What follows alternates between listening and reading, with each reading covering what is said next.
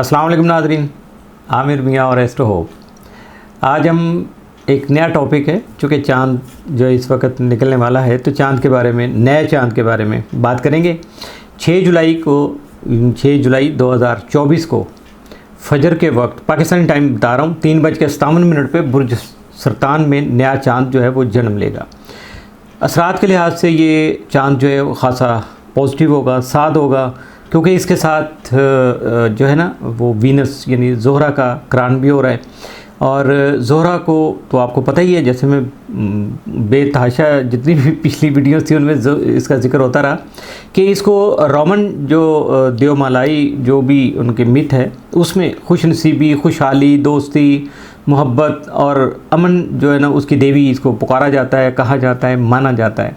तो इसके अलावा इस नए चाँद को हमारे जो आसमान पे सबसे ज़्यादा रोशन एक सितारा नज़र आता है, जिसे शोरा यमनी का नाम भी दिया जाता है। और अपने मिजाज में जो है ना ये मुश्तरी से बहुत ज़्यादा मुमासलत रखता, उसी तरह के इसके असरात हैं। और इस जो शोरा यमनी की बात कर रहा हूँ, इसको कदीम मिस्र में बड़ा मुक़द्दस समझा जाता था। और चूँकि ये मिस्री जो थे वो हर रोशन चीज़ को अपना देवता बना लेते थे और उनका सबसे बड़ा देवता इसी लिहाज से सूरज था। तो अगर हम कदीम मिस्री अकाइद से हट के बात करें तो इल्म नजूम में इसका जो ना क्या है कि इसको एज़ाज़ व इकराम, मालो दौलत और नामवरी के साथ, इज़्ज़त व एज़ाज़ के साथ जो है ना मंसूब किया जाता है। ज़्यादा अहम बात यह है कि इस सितारे का रूहानियत के साथ बहुत ज़्यादा गहरा ताल्लुक़ जो है वो समझा जाता है।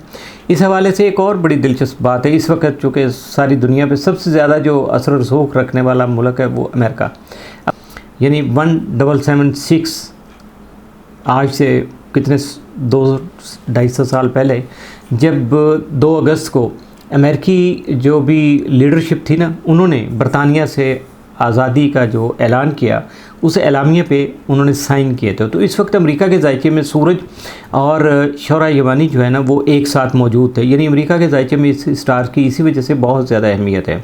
इस एलामिया के साथ जो है ना आज़ाद अमेरिका या अमेरिका की आज़ादी जो है ना वो वजूद में आई थी। अमेरिका का एक नया हिस्सा, नया चेहरा दुनिया के सामने आया था। और ये समझ लें कि अमेरिकी तारीख़ की सबसे बड़ी शुरुआत थी, आगाज़ जो होता है वो किसी भी चीज़ का। तो इसको अगर इस हिसाब से देखा जाए तो नई शुरुआत के लिए जो इस स्टार को बहुत ज़्यादा अहम माना जाता है। शोरा यमनी की बात कर रहा हूँ। और इस वक्त तो सोने पे सुहागा ये है कि नया चाँद जो है उसके साथ भी जो है वो मौजूद है ये। और रवायती तौर पर ये किसी नए आगाज़ के लिए, वैसे भी नए चाँद को नया कोई भी शुरुआत करनी हो, आपने किसी नए काम की इब्तिदा करनी हो तो उसके लिए पॉजिटिव माना जाता है। और अगर शोरा यमनी साथ है तो फिर समझ ले कि वो बस बहुत ज़्यादा उसकी तासीर बढ़ जाएगी, असरात बहुत ज़्यादा शुरू हो जाएंगे। और यहाँ से जो नए चाँद का जो सिलसिला है इसका दौर जैसे हर 6 महीने तक इसके असरात जो है ना वो जारी रहते हैं। तो ये 15 दिसंबर तक जो है ना ये बुर्ज जौज़ा में जब मुकम्मल चाँद होगा 15 दिसंबर का, तो उस वक्त तक इसके असरात जो है ना वो जारी रहेंगे। और इस दौरान जो है ना अमेरिका में कोई नया आगाज़ देखने को मिल सकता है, कोई नई शुरुआत हो सकती हैं। और ये अमेरिका की बात है, इसके अलावा पूरी दुनिया भी है, लेकिन चूँकि उसके जायचे में चूँकि इसकी बहुत ज़्यादा अहमियत है। और यहाँ ये है कि ये भी हो सकता है कि अमेरिका में कोई नया जो आगाज़ इस सूरत में आए कि वहाँ लीडरशिप को नहीं आ जाए। वैसे तो ये है कि नवंबर के जो सदारती इंतखाबात हैं उनमें मौजूदा जो सदर हैं बाइडन साहब, उनकी तो हालत आपको पता ही है सामने है और उनका जीतना भी खासा मुश्किल दिखाई दे रहा है। जबकि ट्रंप के भी जो है ना वो दोबारा सदर बनने के इम्कान तो खासे रोशन हैं। लेकिन ट्रंप चूँकि पहले अमेरिका का सदर रह चुका है तो ये नया आगाज़ नहीं हो सकता। अब नया आगाज़ इस सूरत में भी हो सकता है कि जो है वो ट्रंप की बजाय या बाइडन की बजाय, इन दोनों की बजाय बल्कि कोई नया तीसरा चेहरा जो है ना वो सामने आ जाए। और ये भी हो सकता है, जैसे पिछली वीडियोस में मैं जिक्र कर चुका, कि इस बार बहुत ज़्यादा इम्कानात हैं कि कोई ख़ातून जो है वो अमेरिकन प्रेसिडेंट बन जाए। और ये अगर ऐसा हुआ तो यकीनन ये जिसको कहते हैं ना हकीकी मानों में एक बहुत बड़ा या एक नया आगाज़ होगा, नया दौर जो है उसकी शुरुआत हो जाएंगी। और ये तो खैर बड़ी बड़ी बातें हैं। अगर हम छोटी बातों की तरफ देखें, अपनी ज़िंदगियों की तरफ जो है ना इसको इम्प्लीमेंट करने की कोशिश करें तो अगले 6 महीने में हमारी जो ज़िंदगी है उनमें भी कोई नया आगाज़ हमारे सामने आ सकता है जो हकीकी तौर पर खासा पॉजिटिव होगा, साद होगा, हमारे लिए बहुत अच्छे यानी फ़ायदेमंद होगा और खुश आइंद भी होगा, जो खुशियाँ भी उसके साथ अटैच होंगे। ज़ोहरा और शोरा यमानी को अगर देखा जाए तो उसके साथ साथ 2 सियारे और भी जो है ना वो इस नए चाँद के साथ मौजूद हैं, जिनमें से एक का नाम तो सिलेसिया है, जिसे झूठी खबरों, अफवाहों और स्कैंडल्स के साथ मंसूब किया जाता है, जबकि दूसरा सियारा जो है सीरियस है। तो बल्कि बात हो रही थी तो वो एक साहब बैठे हो तो वो कह रहे थे ये तो बड़ा सीरियस हो गया। मैंने कहा सीरियस नहीं है यार, ये सीरियस है, इसका नाम है सियारे का। तो और लेकिन इसके असरात बड़े सीरियस किस्म के, क्योंकि इसका अमूमी तौर पर जो है ना वो ज़िक्र किया जाता है या मंसूब किया जाता है कि अपने घर को या वतन को वापसी जो है ना उसके साथ इसको मंसूब किया जाता है। ये दोनों जो हैं चाँद के साथ तरबीब बना रहे हैं। चाँद जो है वो तो जैसे मैंने अर्ज़ किया कि बुर्ज सरतान में होगा, तो तरबी का मतलब ये है कि नए चाँद के मौके पर सिर्फ सरतान ही नहीं, बुर्ज सरतान से मुतल्लिक़ लोग ही नहीं, बल्कि बुर्ज हमल और बुर्ज जद्दी से जो है ना रिलेटेड लोग हैं वो भी इस नए चाँद के ख़ुसूसी असरात के ज़द में आएंगे। और शोरा यमानी चाँद के चूँकि आमने सामने ही होगा, हर साल जुलाई के शुरू में सूरज और शोरा यमानी का करान जो है ना वो होता है। अमेरिका का यौम आज़ादी 4 जुलाई है, और जैसे मैं पहले बता चुका कि अमेरिकी आज़ादी के वक्त भी सूरज और शोरा यमानी एक साथ थे, इसलिए अमेरिकी ज़ायचे में शोरा यमानी को बहुत ख़ास मुकाम हासिल है और ये बहुत पॉजिटिव या साथ समझा जाता है। इसे कदीम तहज़ीबों और मौजूदा जो चाइनीज़ एस्ट्रोलॉजी है उसमें भी इसको सादत और खुशहाली का नकीब समझा जाता है। और बहुत ज़्यादा चूँकि इसके अच्छे असरात हैं, लेकिन इसका एक मनफी जो है ना पहलू भी है या इसके साथ कुछ चीज़ें मंसूब हैं, वो ये हैं कि इससे ख़राब मौसम और जो है ना वबाई अमराज जो हैं उनके साथ इसको मंसूब किया जाता है। बहरहाल इसकी ज़ात में जो अच्छाइयाँ हैं या खैर के पहलू हैं या फ़ायदेमंद जो चीज़ें हैं वो ज़्यादा हैं, जबकि शर या बुराई जो है उसका तो बस ऐसे ही जैसे आटे में नमक डाला जाता है इतना सा है सिलसिला, लेकिन और इससे ज़्यादा ये बढ़ता भी नहीं है। तब बुर्ज सरतान में तुलू होने वाला ये चाँद जो है ये दुनिया के बहुत से मुल्कों के लिए मुख्तलिफ़ तरह की तब्दीलियाँ लेके आएगा, और अगर वहाँ कोई तब्दीली आएगी यानी अमेरिका में तो यकीनन पूरी दुनिया उससे मुतासर होगी। अमेरिकी ज़ायचे में नया चाँद और सूरज चूँकि डेफिनेट कंजक्शन की हालत में होते हैं, उसके साथ शोरा यमानी भी यहाँ मौजूद है, तो अमेरिका में एक नया आगाज़ होने के इम्कानात जो है ना बहुत ज़्यादा जो वाज़ेह हैं, कोई नई शुरुआत हो सकती है। लेकिन इसका मतलब ये है कि अगले 6 माह के दौरान हमें अमेरिका में कोई अहम और असर अंगेज़ यानी बहुत ज़्यादा इफ़ेक्टिव जो है ना वो चेंज वो देखने को मिल सकती है। ज़्यादा बड़ी तब्दीली तो इस सूरत में ही आ सकती है, जैसे अभी कहा था कि बाइडन साहब जो है ना वो इलेक्शन से बाहर हो जाएं, ट्रंप साहब जो है ना वो भी बिल्कुल बिला वजह या किसी वजह से सामने ना आ सकें और उसकी जगह जो कोई और आ जाए, या जैसे अभी आपने एक मुबाहिसा देखा जो उनकी रूटीन का हिस्सा है, तो उसमें आप देखें जो बाइडन की कोई क्या प्रोग्रेस थी, कुछ भी नहीं थी, बोला नहीं जा रहा था, उनसे मुश्किल हो रही थी। लेकिन अगर ट्रंप को देखा जाए तो सिवाय वो तंज़ो मज़ाक के या उन्होंने जो बातें की तो उस भी अच्छी कोई ख़ास परफॉर्मेंस नहीं थी, जो एक वाज़ेह तौर पर ये चूँकि पहला था, शायद उसके बाद अगले जो मुबाहिसे होंगे आपस में उनका जो आएगा सिलसिला गेट टुगेदर होगा आमने सामने टीवी पे, तो शायद उससे कुछ बेहतर रिज़ल्ट आ जाएँ। तो इसके बाद अगर ये इसी तरह की, वैसे इस वक्त तो वहाँ रूमर्स बहुत ज़्यादा है अमेरिका में कि बाइडन को फारिग करके कोई, चूँकि उनके जो डेमोक्रेटिक पार्टी है उसका कन्वेंशन भी हो रहा है, तो ये जो है अभी तक तो बाइडन ने इनकार कर दिया है कि जी मैं इलेक्शन से जो है ना वो दस्तबरदार नहीं हो रहा। और लेकिन अभी चूँकि काफ़ी महीने बाकी हैं नवंबर तक जाते जाते, तो बहुत कुछ हो सकता है। वैसे भी चाँद के असरात जो है ना एकदम से तो अपना रंग नहीं दिखाते, उसके लिए भी तो उनको टाइम चाहिए होता है, और अभी तो 6 माह पूरे पड़े हुए हैं। और लेकिन इसके साथ साथ अगर मैं ज़िक्र करूं कि अगले 2 हफ्ते जो हैं वो बहुत ज़्यादा अहम हैं, बल्कि मेरे एक दोस्त कह रहे थे कि वो इसको कहा जा सकता है कि क़यामत ख़ेज़ हैं। तब मैं इतना सख्त लफ्ज़ नहीं यूज़ करता हूँ कि बंदे को फिर खौफ पैदा होना शुरू हो जाता है।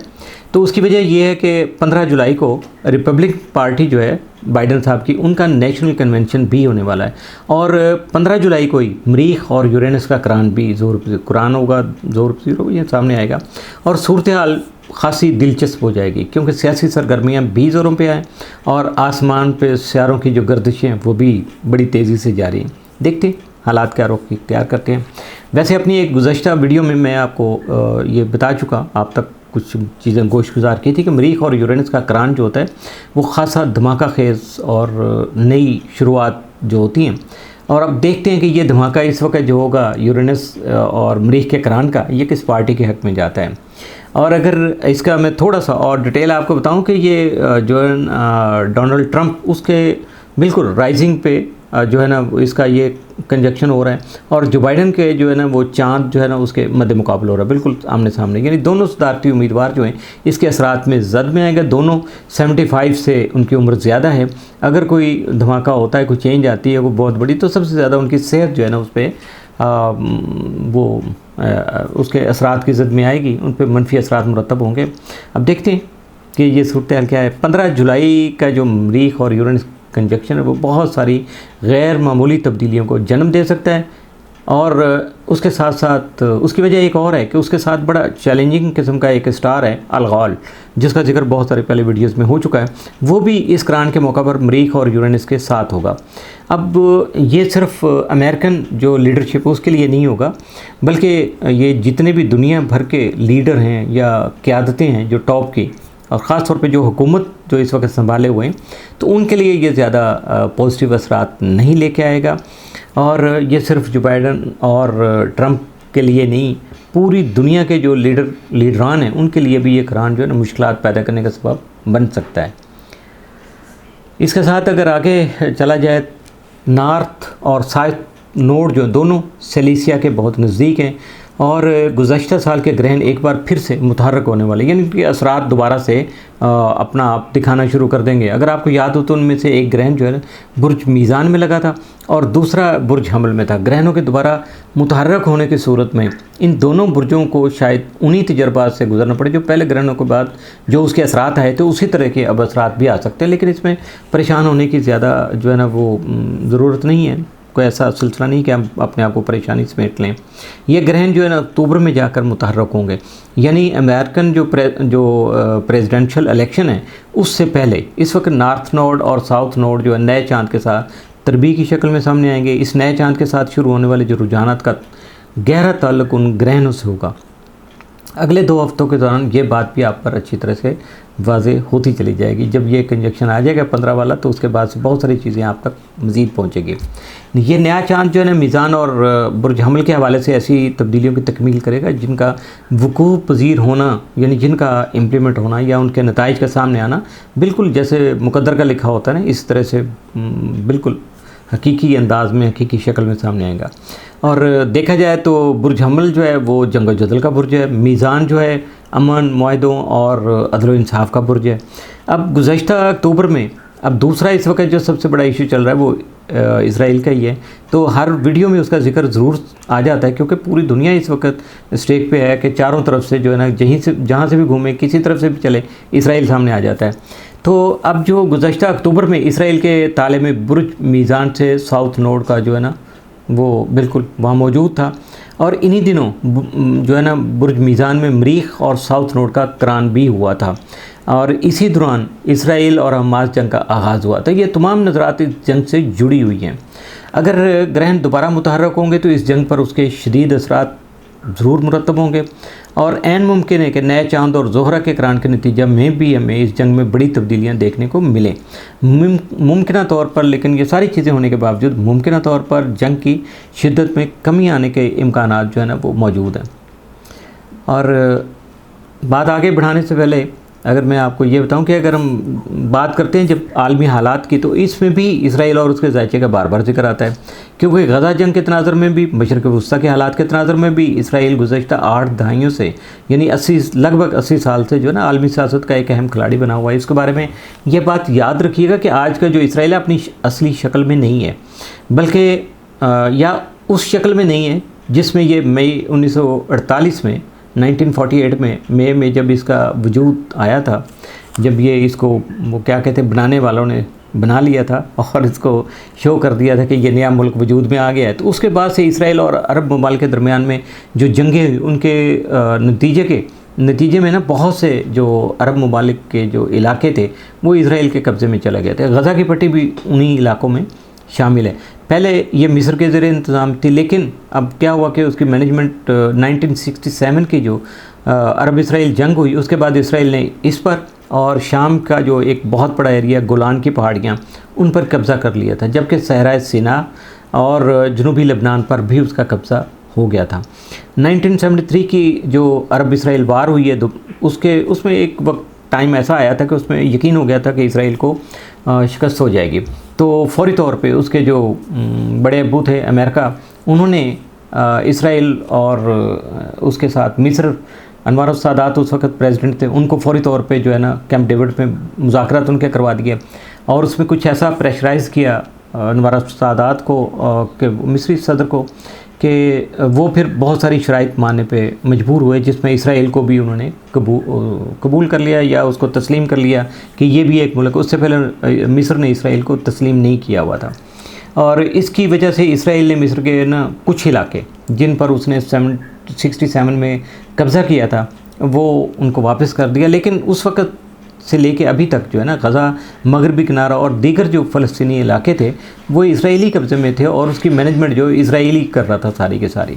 और जब इसराइल का क़याम अमल में आया था तो उस वक़्त जो उसका छोटा सा इलाका था, इतना बड़ा नहीं एरिया था, और जो उसने कब्ज़े में किए हैं 67 की वार में मिस्र से और शाम से जो इलाके और लेबनान के कुछ हिस्सों पे जो कब्ज़ा किया, तो वो उसको अपना हिस्सा जो है ना वो अभी तक कहता है। वो कहता है जी मैं मालिक हूँ, ये मेरी जो है ना हुकूमत या मेरे मुल्क का हिस्सा है, इसराइल का हिस्सा है।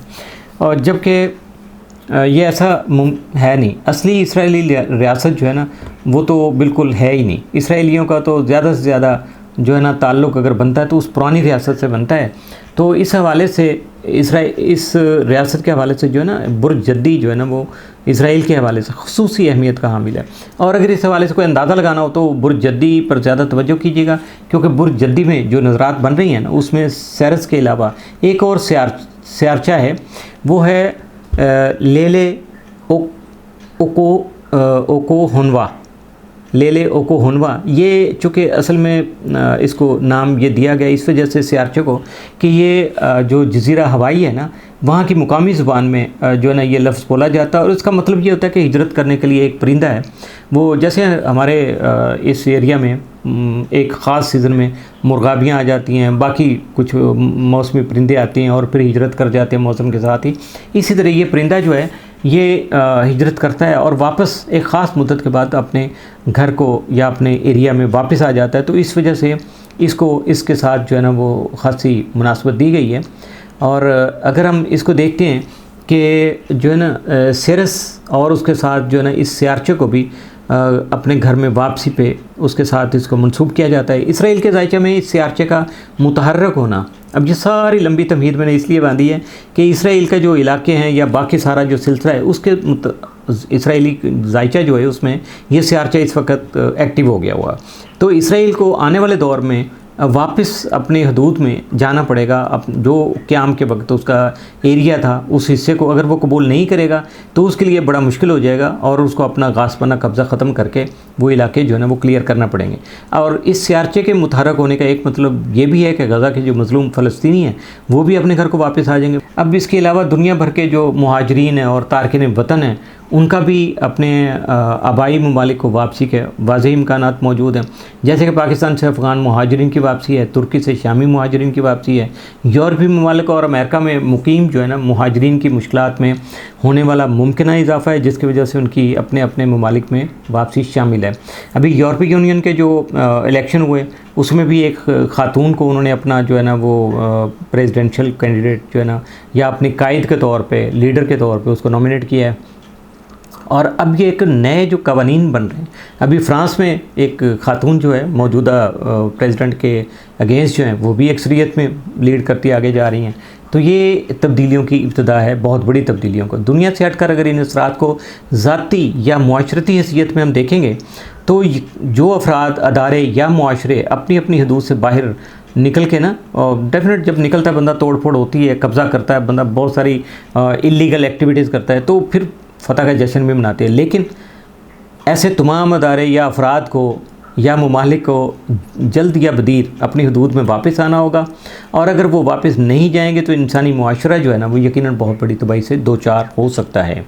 अब आने वाले दिनों में देखिएगा कि ये किस किस तरह से आपके सामने ये असरात आते हैं।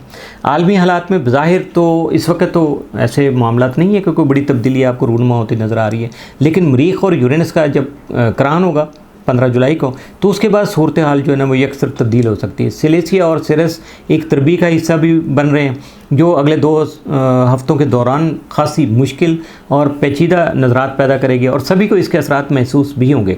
दुनिया में इस वक्त बहुत से मैदान जंग बने हुए हैं, और तसव्वुर किया जा सकता है कि वहाँ फंसे हुए लोगों के लिए ये मुश्किल वक्त कितना तकलीफ देह होगा। इस नए चाँद के मौका पर हमारे आसमान के 3 हिस्से खुसूसी तौर पर मुतहरक नज़र आते हैं। एक जहाँ बुर्ज सरतान वाक़या है, क्योंकि नया चाँद उसी हिस्से में तलू हो रहा, और यहीं ज़ोरा के साथ उसका करान भी हो रहा है, जबकि सूरज भी बुर्ज सरतान में मौजूद है। इसके अलावा बुर्ज हमल और बुर्ज जद्दी के हिस्से भी तवज्जो के तालिब हैं। सिलेसिया के अलावा भी कई सियारचे जैसे नॉर्थ नोड है, वो भी इस वक्त बुर्ज हमल में है। सिरस जो है बुर्ज जद्दी में है, जो सिलेसिया के साथ बनने वाली जो तरबी है उसका हिस्सा है। ज़ोहल की रुजत से पैदा होने वाली तवानाई जो है इस नए चाँद के नज़रात में अहम किरदार अदा करती नज़र आ रही है।